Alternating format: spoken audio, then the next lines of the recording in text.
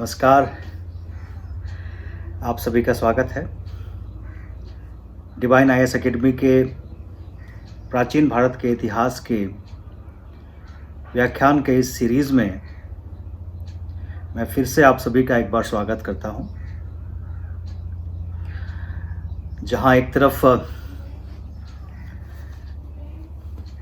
कोविड-19 का प्रकोप जारी है और हमारे देश में इससे प्रभावित लोगों की संख्या बढ़ती चली जा रही है। करीबन 80,000 लोग इससे प्रभावित हो चुके हैं। अच्छी बात यह है कि 26,000 से ज़्यादा लोग ठीक भी हो चुके हैं, लेकिन करीबन 2500 से ज़्यादा लोगों को अपनी जान भी गंवानी पड़ी है। हमारी संवेदना उनके परिवारों के साथ है।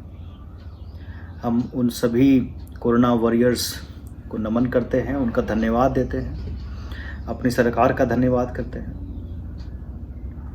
आज जिस विषय के ऊपर हम चर्चा करने जा रहे हैं वो इस विषय काफ़ी हद तक एक ऐसा विषय है जो हमें हमारे आत्मबल को बढ़ाने में और इस माहौल में हमें आत्मशक्ति भी देगा और हमारे सिविल सेवा की परीक्षा में काफ़ी प्रश्न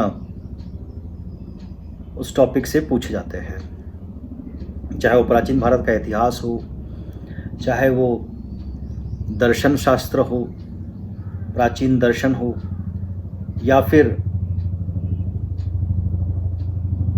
नए धर्म क्रांति या धर्म सुधार की जो प्रक्रिया प्राचीन भारत में शुरू हुई थी उससे संबंधित बातें हों। इन सभी चीज़ों में ये टॉपिक बहुत महत्वपूर्ण माना जाता है। उत्तर वैदिक काल के पश्चात जब हमने अपनी चर्चा में वैदिक साहित्य को भी देखा, वैदिक साहित्य को बहुत गूढ़ तरीके से तो नहीं समझा, लेकिन हाँ ऊपर से समझने का प्रयास किया। वहीं हमने उपनिषद को भी देखा, जिसको वेदांत कहा गया है, जिसका अर्थ होता है वेदों का अंत। अर्थात ये वैसे दार्शनिक ज्ञान था जिसे गुरु हर शिष्य को नहीं सिखाता था। हर शिष्य इसे अफोर्ड भी नहीं कर सकते थे सीखना, क्योंकि ये गूढ़ ज्ञान था, ये दर्शन ज्ञान था। इसमें आत्मा और ब्रह्मा दोनों की चर्चा थी। ब्रह्मा को यहाँ ब्राह्मण भी कहा गया है, यानी कि आत्मा परमात्मा की बात कही गई है। आत्मा को यानी चेतना को आधार माना गया है और ये कहा गया है कि मनुष्य अपने इस जन्म से पहले भी था और इस अपनी मृत्यु के पश्चात भी रहेगा। तो इस तरीके से एक नए तरीके से ज्ञान के द्वारा मुक्ति प्राप्त करने, मोक्ष प्राप्त करने, ईश्वर की प्राप्ति के लिए जो कोशिशें की गई, उसी की शुरुआत उपनिषद को आप मान सकते हैं, जिसमें वैदिक कर्मकांड का विरोध किया गया। कहा गया कि आप कितना भी यज्ञ कर लो, कितने भी आहुति दे दो, कितने भी सेक्रीफाइस कर लो, लेकिन आपको मुक्ति तब तक नहीं मिलेगी जब तक आप ज्ञान की प्राप्ति नहीं करेंगे। तो आपको मुक्ति जो है वो ज्ञान की प्राप्ति से ही संभव है। ये एक शुरुआत थी, यानी कि कहीं ना कहीं वैदिक विचारधारा जो उत्तर वैदिक काल में काफ़ी जो है व्यवहारिक हो गई थी, कर्मकांड प्रधान हो गई थी। व्यवहारिक का तात्पर्य यहाँ पर प्रैक्टिकलिटी से है। काफ़ी ज़्यादा जो है कर्मकांड पर आधारित हो गई थी, यानी कि अपने ज़रूरत के हिसाब से हम जो है चीज़ों को बदल रहे थे। धर्म काफ़ी व्यवस्थित हो गया था। ब्राह्मणवाद जो है वो बढ़ रहा था। तो उस चीज़ से कई लोग ऐसे थे जो उससे उसका समर्थन नहीं करते थे और एक नए साधारण सिंपल धर्म की खोज शुरू हुई। मैंने हमेशा ये कहा है आपसे कि कोई भी आंदोलन अपने आप शुरू नहीं होता, या कोई नेता किसी आंदोलन को शुरू नहीं करता। हमेशा याद रखिए, इतिहास इस बात का साक्षी है कि कोई भी आंदोलन जो है वो डिमांड और सप्लाई के सिद्धांत पर आधारित है। यानी कि जब तक लोगों की जरूरत नहीं होगी तब तक कोई आंदोलन शुरू नहीं होगा, चाहे वो शुरू किसी एक व्यक्ति ने किया हो, लेकिन असल में कहीं ना कहीं आम लोगों की जरूरत जब वो बना तभी वो आंदोलन के रूप में सामने आया। उत्तर वैदिक काल के बाद लोगों के मन में कहीं ना कहीं एक ऐसे धर्म की ज़रूरत महसूस की गई, एक ऐसे विचारधारा की ज़रूरत महसूस की गई जो साधारण हो, सामान्य हो, जो आम लोगों की समझ में आए और जिसको समझते हुए, जानते हुए वो अपने आध्यात्मिक जो प्रश्न है उसके उत्तर ढूंढ सके। तो इसीलिए ऐसा नहीं था कि वैदिक धर्म का कोई विरोध हो रहा था, लेकिन लोग एक अलग रास्ते की खोज भी यहाँ पे जरूर कर रहे थे। तो इसी सिलसिले में षड दर्शन की भी शुरुआत होती है ना, जिसमें चरवाक भी आते हैं, आजीविका भी आते हैं, बहुत सारे और भी जो है दर्शन आते हैं, वैशेषिका आती है, न्याय आते हैं, है ना, और आपके योग दर्शन आते हैं। तो इन षड दर्शन का जो डिस्कशन है वो मैं अलग से एक लेक्चर में करूंगा, क्योंकि वो उसमें काफ़ी लंबी डिस्कशन की आवश्यकता पड़ेगी, क्योंकि समझना बहुत ज़रूरी है। क्योंकि प्रश्न सिर्फ सिंपल ही नहीं पूछे जाएंगे, हो सकता है थोड़ा सा घुमा फिरा के पूछा जाए, तो उसको अच्छे तरीके से समझने की ज़रूरत है। आज का हमारा जो टॉपिक है वो चूँकि जैन धर्म को समझने के लिए हमने ये डिस्कशन या ये व्याख्यान को रखा है, तो जैन धर्म के ऊपर ही हम इसको रखेंगे। लेकिन उससे पहले की थोड़ी सी पृष्ठभूमि को मैं यहाँ पे आपसे चर्चा करना चाह रहा था। तो षड दर्शन के साथ आप देखते हैं कि चरवाक भी आते हैं, जो कहते हैं कि जी आप बिल्कुल व्यवहारिक जीवन को ही सत्य मानिए, जो लाइफ चल रही है उसको सत्य मानिए, आप अगले जन्म के लिए अपना इस जन्म खराब मत कीजिए, आपको भगवान ने जन्म दिया है, आपको भौतिक सुख जीने चाहिए, आपको किसी भी तरीके से इसको ख़त्म नहीं करना चाहिए, इसका त्याग नहीं करना चाहिए, और अगर आपको किसी भी कीमत पे भौतिक सुख को अर्जित करना है तो उधार, अगर आपके पास नहीं है तो उधार लेके कीजिए, लेकिन आपका पूरा हक है कि आप इस जीवन को अच्छे तरीके से जिए, इसलिए आप अपने जीवन को अधूरा नहीं छोड़ सकते, क्योंकि आपको अगले जन्म को अच्छा करना है। तो चरवाक की ये सिद्धांत था। उसी तरीके से अगर मैं बात करूँ आजीविका की, तो आजीविका कहता है कि कुछ भी हो जाए, आप कुछ भी काम कर लो, कुछ भी कर्म कांड कर लो, जो होना है वो होगा, यानी कि जो नियति है, जो डेस्टिनी है वो होके रहेगी, आप उसे बदल नहीं सकते, और सब कुछ प्री डिसाइडेड है। आप कुछ भी कर लीजिए, भक्ति कर लीजिए, कुछ वो चेंज नहीं होने वाला। तो अपनी ज़िंदगी को जीते जाइए, जो है आप डेस्टिनी से जीत नहीं सकते। तो हम भी कहते हैं कई बार कि भाई किस्मत बहुत बड़ी चीज़ होती है, जिस किस्मत में लिखा है वही होता है। तो वो कहीं ना कहीं आजीविका सिद्धांत को यहाँ पे दिखाता है। तो जैसे चरवाक ने चरवाक सिद्धांत दिया, आजीविका में हम देखते हैं कि वो मखाली गोशाल थे। उसी तरीके से इसी सिलसिले में ही जिसको हम एक नए धर्म के रूप में देखते हैं, हालांकि इसकी शुरुआत भी एक दर्शन के रूप में ही हुई थी और बाद में ये संगठित होकर एक धर्म के रूप में जो है विकसित हो गया। तो उसी सिलसिले को आगे बढ़ाते हुए हम जैन धर्म की यहाँ पर चर्चा करेंगे। जैन धर्म और बौद्ध धर्म, ये दोनों ही धर्म से प्रश्न पूछे जाते हैं प्राचीन भारत के इतिहास में भी और कला और संस्कृति में भी, क्योंकि इन दोनों का जो कंट्रीब्यूशन है हमारे लिटरेचर में, हमारे आर्ट में, हमारे कल्चर में, वो काफ़ी गहरा है और उस पे से प्रश्न आपको पूछे जाएंगे, तो उसकी तैयारी आपकी पूरी होनी चाहिए। जैन धर्म एक ऐसा धर्म था जिसके बारे में कहा जाता है कि इसकी शुरुआत वैदिक काल से हो चुकी थी, यानी कि इसके शुरुआत करने वाले जो थे ऋषभदेव या आदिनाथ, ये इनका वर्णन ऋग्वेद में भी आता है। हालांकि इनके साथ साथ 22वें तीर्थंकर अनिष्ट नेमि का वर्णन भी ऋग्वेद में आता है। तो इसका मतलब ये हुआ कि ये धर्म कोई नया धर्म नहीं था या किसी एक इंसान ने एक समय काल में इसकी शुरुआत की, ऐसा नहीं था। ये बहुत प्राचीनतम धर्म था और चूंकि ऋग्वेद में भी इसका वर्णन आता है तो ये काफ़ी प्राचीनतम धर्म के रूप में माना जाता है।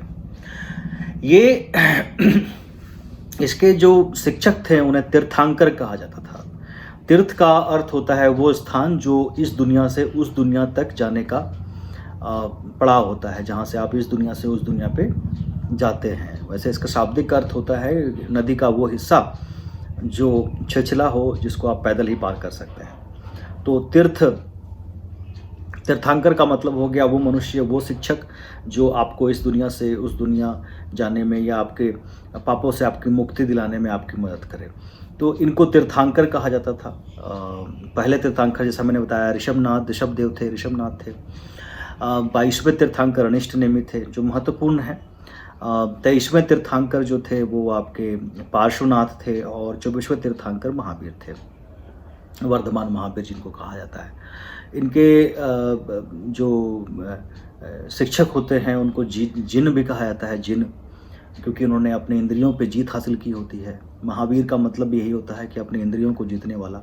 जैन धर्म में वीर उसको नहीं कहा गया है जो युद्ध में दुश्मनों का मुकाबला करता है, वीर उसे कहा गया है जो अपनी खुद की इंद्रियां यानी कि 5 सेंसेस, हमारे जो 5 सेंसेस हैं यानी कि देखना, सुनना, सूंघना, स्वाद और टच, स्पर्श, इसको जीत पाता है। असल मायने में ये माना जाता है, हमारे प्राचीनतम विश्वास ये कहती है कि हमें लगता है कि हम अपने आप को या अपने सेंसेस को कंट्रोल कर रहे हैं, बल्कि असल मायने में हमारे सेंसेस हमें कंट्रोल कर रहे होते हैं।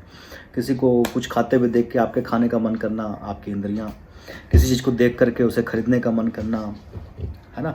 मार्केट में इसीलिए शीशों में चीज़ें लगाई होती हैं ताकि लोग देखें और उसे खरीदने का मन करे और वो खरीदें। बड़ी बड़ी LEDs लगाई होती हैं दुकानों में, फ्रिज लगाए होते हैं, AC लगाए होते हैं, ताकि लोग जब देखेंगे तो देखने के बाद उनकी इंद्रियां जो हैं उनको खरीदने के लिए प्रेरित करें।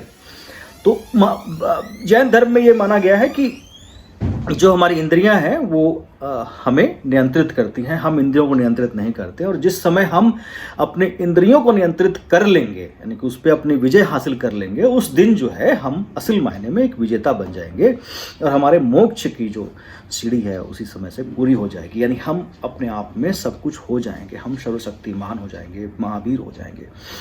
तो इस तरीके से जैन धर्म में तीर्थांकर का कंसेप्ट आया, इस तरीके से जिन का कंसेप्ट आया। जिन के मानने वालों को जैन कहा गया, तो जिन को मानने वाले जैन कहे जाने लगे। तो जैन धर्म की शुरुआत यहीं से होती है, इसलिए चूंकि उनके फॉलोअर्स को जैन कहते थे, इसलिए ये जैन धर्म के रूप में हमारे सामने दिखता है। तो सबसे पहले यहाँ पर समझ लेते हैं बेसिक फैक्ट्स जो आपको जानना चाहिए अगर आप इस धर्म को समझना चाहते हैं, जानना चाहते हैं। तो बेसिक फैक्ट्स जो हैं वो संबंधित है पार्श्वनाथ और उसके बाद वर्धमान महावीर से संबंधित है। पार्श्वनाथ के बारे में कहा जाता है कि ये बनारस के प्रिंस थे, बनारस के राजकुमार थे, जिन्होंने आसक्ति यानी कि सब मोह माया को त्याग दिया था और जैन धर्म को स्वीकार कर लिया था। और जैन धर्म की जो 4 प्रमुख शिक्षाएं हैं, सत्य, अहिंसा, सत्य मतलब झूठ नहीं बोलना, अहिंसा मतलब किसी को चोट नहीं पहुंचाना, अस्तेय यानी कि चोरी नहीं करना, अपरिग्रह यानी कि चीज़ें इकट्ठे नहीं करना। और ये 4 जो हैं वो पार्श्वनाथ ने दी थी। हालांकि इसमें जो 5वां है ब्रह्मचर्य, वो वर्धमान महावीर ने उसमें ऐड किया था। इन 5 को मैं बाद में अच्छे से एक्सप्लेन करूंगा जब मैं टीचिंग्स ऑफ महावीरा करूंगा। फिलहाल के लिए सिर्फ ये समझ लीजिए कि ये 4 शुरुआती शिक्षा, सत्य, अहिंसा, अस्तेय, अपरिग्रह, ये जो है पार्श्वनाथ ने दिया था। पार्श्वनाथ श्वेत वस्त्र धारण करते थे और अपने लोगों को जो है जैन धर्म की वही बेसिक शिक्षा दिया करते थे। तो जैन धर्म की जो शिक्षा है वो हम जब जैन धर्म की महावीर के शिक्षाओं को करेंगे उसमें हम डिटेल में इसको समझने का प्रयास करेंगे। पहले हम उन बेसिक फैक्ट्स को समझ लें जो आपको पता होना चाहिए कि क्या क्या है। तो ये जो बेसिक फैक्ट्स हैं जो काफ़ी हद तक पूछे जाते हैं वो वर्धमान महावीर से संबंधित ही होते हैं। तो वर्धमान महावीर जो थे उनका जन्म जो है वो बिहार के अभी के प्रेजेंटली जो मुजफ्फरपुर ज़िला है उसके कुंडग्राम में हुआ था। उस समय शायद ये वज्जी महाजनपद के अंतर्गत आता था। और इनकी जो मृत्यु हुई थी वो पावापुरी में हुई थी। करीबन 72 साल की उम्र तक ये जिंदा रहे थे। इनकी माता का नाम त्रिशला था और पिता का नाम सिद्धार्थ था। ये राजपूत जाति के थे और एक राज परिवार से इनका संबंध था। कहा जाता है कि मगध के जो राज परिवार हैं जो उनके साथ भी इनका संबंध था और काफ़ी हद तक जैन धर्म के प्रचार प्रसार का कारण भी ये था कि चूँकि ये लोग खुद राज परिवार से थे तो राज परिवारों के साथ इनका संबंध था, तो इनको पैट्रोनेज मिलने में कोई दिक्कत हासिल नहीं हुई और लगभग सभी राजाओं ने, शासकों ने इनको समर्थन भी दिया और इनके धर्म को प्रचार प्रसार में सहयोग भी दिया। तो महावीर जो थे वो कहा जाता है कि बचपन में अपने माता पिता के बड़े नज़दीक थे और माता पिता के नज़दीक होने के कारण इनका काफ़ी प्रेम था उनके साथ और कहा जाता है कि इनके माता पिता की मृत्यु अकस्मात हो गई थी, जिसके कारण इनके मन में आसक्ति आ गई और इन्होंने बड़ी यंग एज में जो है अपना घर बार सब छोड़ दिया और सत्य की तलाश में, ज्ञान की तलाश में वो निकल पड़े। कहा जाता है कि महावीर जो थे वो शुरुआत में मखाली घोषाल के साथ भी रहे काफ़ी टाइम तक। मखाली घोषाल भाई जिन्होंने आजीविका सिद्धांत पे दिया, ये दोनों काफ़ी नज़दीकी भी रहे और उसके बाद ये भी कहा गया कि धीरे धीरे वो बिल्कुल किसी भी तरह के लोगों से दूर होते चले गए और अपने शरीर को उन्होंने बहुत ही पिनैंस यानी कि बहुत ही कठिन परिस्थिति में रखा। ऐसा ही माना जाता है कि करीबन 12 वर्ष तक वो जो है भटकते रहे। उन्होंने कोई कपड़ा आप चेंज नहीं किया, बाल नहीं कटवाए, नाखून नहीं कटवाए और अपने आप को कष्ट देते रहे, यानी कि गर्मी के दिन में धूप में बैठ के तपस्या करना, सर्दी के दिन में छाँव में बैठ के तपस्या करना, शरीर में कई घाव हो गए, लेकिन तब भी इन्होंने जो है अपने आप को कष्ट देना बंद नहीं किया और एक्सट्रीम पेनांस के कारण कई बार इनको देख के लोग डर जाते थे और अब गांव में कुत्ते तक इनके पीछे छोड़ दिए जाते थे। वो तकलीफ को झेलते हुए अल्टीमेटली एक दिन इनको ज्ञान की प्राप्ति होती है और उस दिन से इनको वर्धमान महावीर और जिन के नाम से जाना जाता है। चूँकि इन्होंने वस्त्र का त्याग भी कर दिया था, इसीलिए इनके जो शिष्य थे वो भी निर्वस्त्र ही रहते हैं और उन्हें दिगंबर कहा जाता है। ये बाद में हम चर्चा करेंगे कि दिगंबर और श्वेतंबर क्या होते हैं, उनके बीच आइडियोलॉजिकल डिफरेंस क्या है और ये शुरू कैसे हुआ। तो इनके जो शिष्य हैं वो दिगंबर माने जाते हैं। दिगंबर का अर्थ होता है दिशाएं हैं वस्त्र जिनकी। तो इस तरीके से वर्धमान महावीर फिर उसके बाद काफ़ी समय तक अपने धर्म का प्रचार करते हैं, प्रसार करते हैं और अंत में पावापुरी में आकर के उनकी मृत्यु 72 साल की उम्र में हो जाती है। तो एक कहानी है महावीर की जिसको आपको जानना चाहिए। हालांकि फैक्ट्स तो आपको हमारे नोट्स में अच्छे में डिटेल्स में मिल जाएंगे, वो आप आराम से देख करके उसको याद कर सकते हैं। कई बार ये फैक्ट्स भी यूपीएससी में तो उम्मीद कम है, लेकिन फिर भी आपको आइडिया होना चाहिए और स्टेट पब्लिक सर्विस कमीशन में और बाकी गवर्नमेंट एग्जामिनेशंस में फैक्ट्स पूछे जा सकते हैं।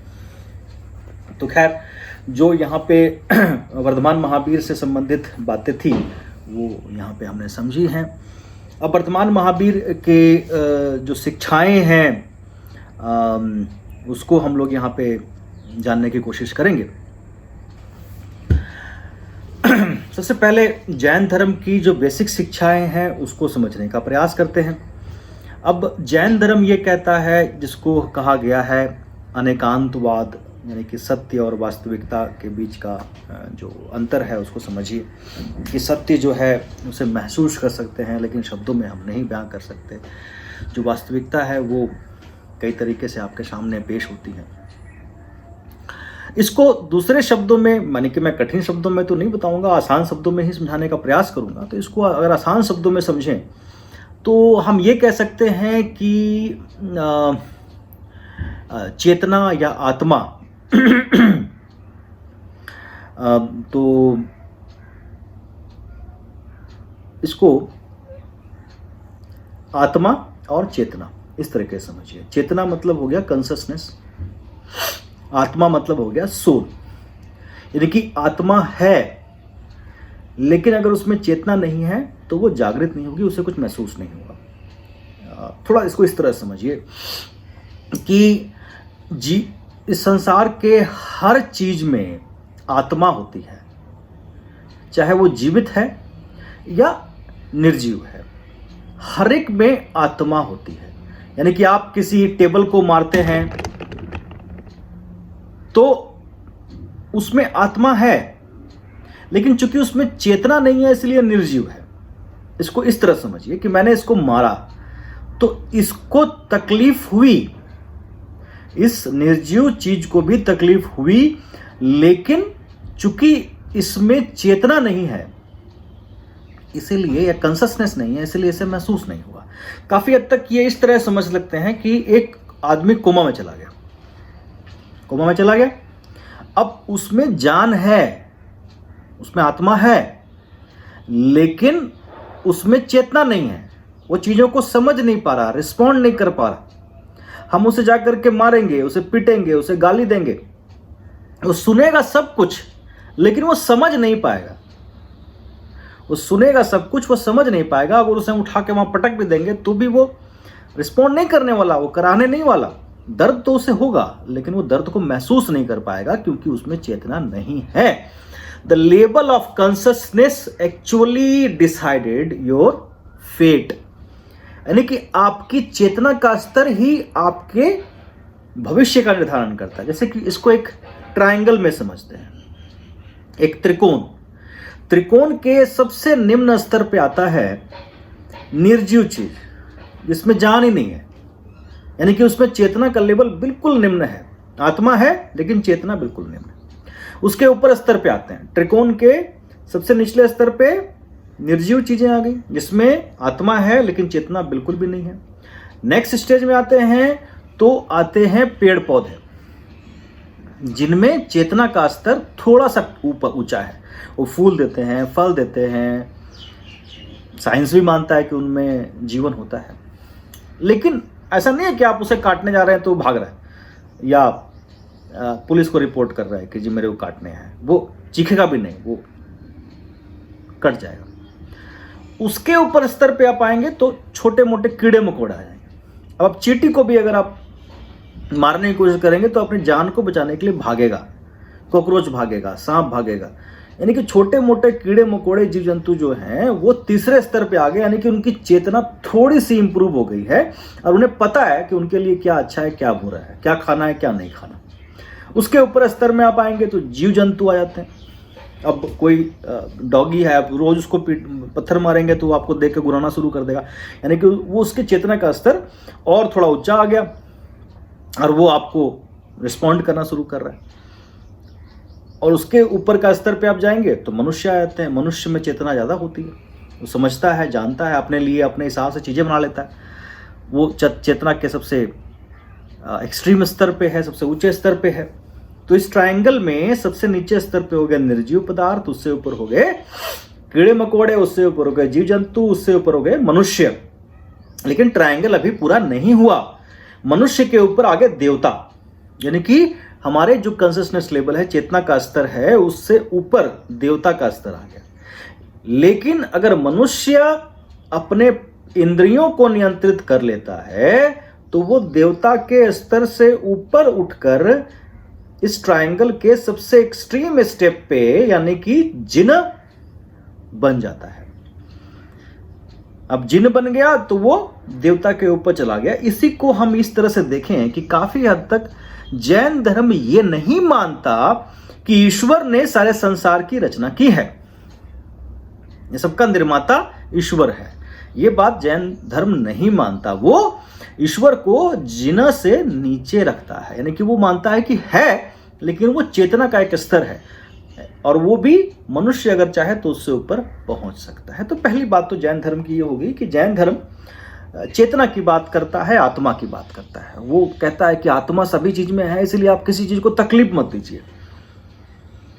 आप अगर तकलीफ देंगे तो आपके जो पाप है उसका बोझ आपके अंदर बढ़ेगा और आपके लिए अपने अगले जन्म में मुश्किलें बढ़ेंगी, क्योंकि आपके इस जन्म के कर्म का फल आपके अगले जन्म में मिलता है। ये जैन धर्म इसको मानता है, यानी कि ये मानता है कि आपके पूर्व जन्म के पाप के कारण आप किसी एक पर्टिकुलर जाति में पैदा होते हैं और पूर्व जन्म के पुण्य के कारण आप किसी जाति में पैदा होते हैं। यानी कि जो नीचे जाति के लोग हैं वो अगर अच्छा कर्म करते हैं तो वो अगले जन्म में अच्छे कुल में पैदा होंगे। इसका मतलब साफ है कि जैन धर्म कहीं ना कहीं जाति प्रथा को मानता था। और इसका मतलब ये नहीं हुआ कि वो कहता था कि सिर्फ मैं ब्राह्मण ही लूंगा। इसका मतलब ये था कि वो कहता था कि अगर आप अच्छे कर्म करोगे तो आप अच्छे जाति में पैदा होंगे। तो इस तरीके से जैन धर्म की जो पहली शिक्षा तो यही है, इसका कोर जो है वही है। अब अगर हम महावीर स्वामी की शिक्षाओं को देखें तो महावीर स्वामी की शिक्षाएं सबसे पहले अहिंसा की हैं। वो कहते हैं कि भाई जैसा मैंने बताया कि अहिंसा जो है सबसे प्रमुख है, क्योंकि आप किसी आत्मा को अगर दुख देते हैं तो चाहे वो जीव है, चाहे निर्जीव है, चाहे वो पानी ही क्यों ना हो, धरती ही क्यों ना हो, अगर आप किसी पत्थर को एक टुकड़ा फेंक के ऐसे ही फेंक रहे हैं, उसको तकलीफ दे रहे हैं उसकी आत्मा को, तो वो आपके लिए एक बोझा, पाप का बोझ बनेगा। तो जो जैन धर्म की शिक्षा है उसमें 3 बातें, त्रिरत्न जिसको कहा गया है, उसमें शामिल किया गया है। सम्यक ज्ञान, सम्यक दर्शन और सम्यक कर्म।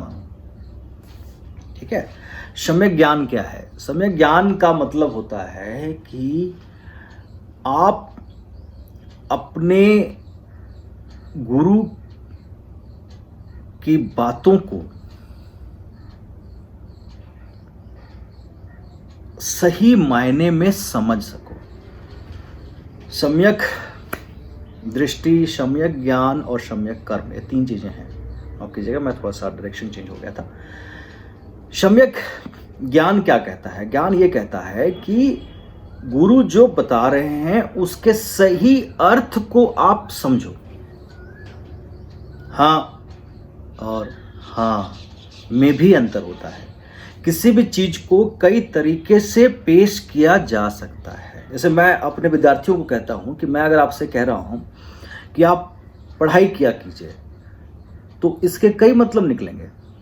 कोई विद्यार्थी ये भी समझ सकता है कि सर को क्या लगता है कि मैं पढ़ता नहीं। कोई विद्यार्थी ये भी कह सकता है, देखो सर मेरा कितना ध्यान रखते हैं, सर चाहते हैं कि मैं अधिकारी बनूं इसलिए कहते हैं पढ़ा करो। यानी कि एक ही लाइन के कई मतलब हो सकते हैं। तो सम्यक ज्ञान का मतलब यह हुआ कि गुरु की बात का सही अर्थ को में समझना ही सम्यक ज्ञान है। सम्यक विश्वास, सम्यक विश्वास क्या है? अपने तीर्थंकर में पूर्ण विश्वास रखना। अपने तीर्थंकर में, अपने गुरु में पूर्ण विश्वास रखना मतलब ये नहीं कि जब अपने तीर्थंकर कुछ कह रहे हैं उस टाइम तो हाँ हाँ कर लिया, बाहर निकल के बोले ऐसे थोड़े होता है, ऐसे थोड़े होता है, सर तो कुछ भी बोल देते हैं। तो जैन धर्म ये कहता है कि अपने तीर्थंकर की कही बातों में अटूट विश्वास ही आपको ज्ञान देगा। और तीसरा है सम्यक कर्म, यानी कि अपने कर्म को ऐसा करना है जिससे आप किसी भी तरह के व्यसन से बच सके, आप किसी भी तरह के लालच से बच सके। तो ये क्या है? तो सम्यक कर्म करने के लिए आपको 5 शपथ लेनी पड़ेगी। और 5 शपथ क्या है? सत्य, झूठ नहीं बोलना, किसी भी कीमत में झूठ नहीं बोलना। अहिंसा, किसी आत्मा को चोट नहीं पहुंचाना। ध्यान रखिएगा, यहां पे अहिंसा जो है वो सिर्फ जीवित चीज के लिए नहीं है, जीवित के अलावा निर्जीव के लिए भी है। तो ये भी कहते हैं कि पेड़ से फल मत तोड़ो, पेड़ को तकलीफ होगी। सब्जी के पौधे से सब्जी मत तोड़ो, तकलीफ होगी। अपने आप गिरता है तो वो आपका है। अहिंसा मतलब प्योर अहिंसा, मतलब आपको किसी भी चीज से चोट नहीं पहुंचानी। यही सब कारण थे कि जैन धर्म जो है कृषकों में या बाकी लोगों में सफल नहीं हो पाया और ज्यादातर इसको जो है व्यापारियों ने अपनाया। दूसरा अहिंसा हो गया। तीसरा हो गया अस्तेय, चोरी नहीं करना। आप किसी और की चीज ले लें तो वो गलत है, यानी कहीं ना कहीं आपके मन में लालच हो गया, आप इंद्रियों के नियंत्रण में आ गए, तो आपको वो भी नहीं करना। अपरिग्रह, आपके मन में विचार नहीं आना चाहिए कि मैं चीजें इकट्ठी कर लूं, ये प्रॉपर्टी बना लूं, वो प्रॉपर्टी बना लूं, ये जगह बना लूं, बिल्कुल नहीं होना चाहिए। ऐसा हुआ तो फिर आप इंद्रियों के नियंत्रण में चले जाएंगे। और 5वां है ब्रह्मचर्य। ब्रह्मचर्य का मतलब ये नहीं कि सिर्फ शादी नहीं करना, ब्रह्मचर्य का मतलब होता है सादा जीवन जीना। सादा जीवन क्या? सादा जीवन का मतलब हो गया कि आप गरम नरम बिस्तर पे नहीं सोएंगे, रंगीन कपड़े नहीं पहनेंगे, इत्र का इस्तेमाल नहीं करेंगे, ठीक है जी। किसी तरह की लग्जरी या व्यसन में आप नहीं पड़ेंगे, जो है हर तरह के अय्याशियों से बचेंगे, तो आपका ब्रह्मचर्य जीवन है, सादा जीवन आपका है, ब्रह्मचर्य जीवन। तो इस तरीके से जैन धर्म की जो शिक्षाएं हैं उसमें त्रिरत्न जो है सबसे महत्वपूर्ण मानी जाती है। इसके अलावा और भी हैं, जैसे कि ईश्वर को नहीं मानते, ईश्वर को जो है पूरी तरीके से संसार ने रचा है ऐसा नहीं मानते। जैन धर्म मानता है कि 6 द्रव्य हैं जो आपस में मिलकर अलग अलग चीज़ बनाते हैं, ठीक है ना। द्रव्यों के आपस में मिलन से संसार बना है, किसी ईश्वर ने इसे नहीं बनाया। वो तो चेतना का एक स्तर है, इसमें ईश्वर भी है। आगे बढ़ते हैं तो कास्ट वगैरह में विश्वास नहीं करते, यानी कि ये नहीं मानते कि सिर्फ ब्राह्मणों को पूजा पाठ का अधिकार है। कर्मकांड में विश्वास नहीं करते, वो नहीं मानते कि आपको यज्ञ आहुति देने से ही ज्ञान की प्राप्ति होती है। वो मानते हैं कि आपको त्रिरत्न का पालन करने से आपको ज्ञान की प्राप्ति होगी, आप इंद्रियों को नियंत्रित करेंगे और उसके साथ ही आपको मोक्ष की प्राप्ति होगी, ठीक है। तो इस तरीके से जैन धर्म जो है उसने मोक्ष प्राप्ति के अपने नियम बताए। जैन धर्म का जो कंट्रीब्यूशन है वो लिटरेचर में भी है और आर्ट एंड कल्चर में भी है, जिसकी चर्चा मैं डिटेल में आर्ट एंड कल्चर के व्याख्यान के साथ ही करूंगा। लेकिन मैं आपको ब्रीफ में बता दूं कि जैन लिटरेचर जो है वो अर्धमगधी में लिखी गई थी। अर्धमगधी मतलब लोगों की प्राकृत मान लीजिए उसको आप, लोगों के बोले चल रही की भाषा।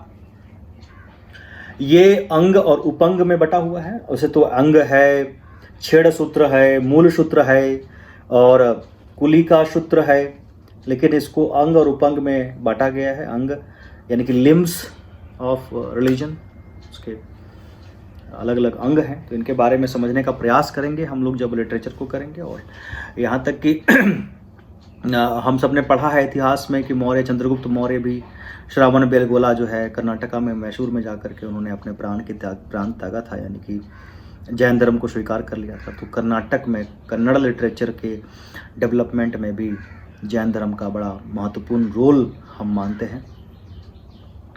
जैन धर्म के कई सारे केव्स भी मिले हैं, जैसे कि अजंता में सिर्फ बौद्ध धर्म के केव्स हैं, एलोरा में बौद्ध भी हैं, हिंदुइज्म भी है, जैन भी है। तो जैन धर्म के केव्स भी वहाँ मिले हैं जो जैन लोगों ने बनाए हैं।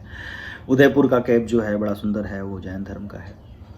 उसके बाद दिलवारा टेम्पल जो है जैन धर्म का बहुत ही खूबसूरत टेम्पल है। तो इस तरीके से जैन धर्म की कंट्रीब्यूशन जो है काफ़ी बड़ी है। और गोमतेश्वर की जो मूर्ति है वो भी अपने आप में बेमिसाल है। तो इन चीज़ों के ऊपर चर्चा हम जब आर्ट एंड कल्चर को करेंगे तो करेंगे। तो इनका कंट्रीब्यूशन जो है वो हर तरीके से रहा, लिटरेचर में भी रहा, आर्ट एंड कल्चर में भी रहा, और ख़ास करके हमारी सभ्यता और संस्कृति को विकसित करने में भी इनका खास अहम रोल रहा। तो जैन धर्म के सभी बातों को आज हमने समझा है। अगले लेक्चर में मैं बौद्ध धर्म को समझाने का प्रयास करूँगा। तब तक के लिए अपना ध्यान रखिए, अपने परिवार का ध्यान रखिए और अपने आप को कोविड से पूरी तरह से बचाने का प्रयास कीजिए। घर में रहिए, अपनी तैयारी के ऊपर ध्यान दीजिए, चीज़ों को अच्छे से समझने का प्रयास कीजिए। कोई भी समस्या, कोई भी परेशानी हो, कोई सवाल हो तो आप मुझे अपने मैसेज के थ्रू बता सकते हैं। Thank you so much.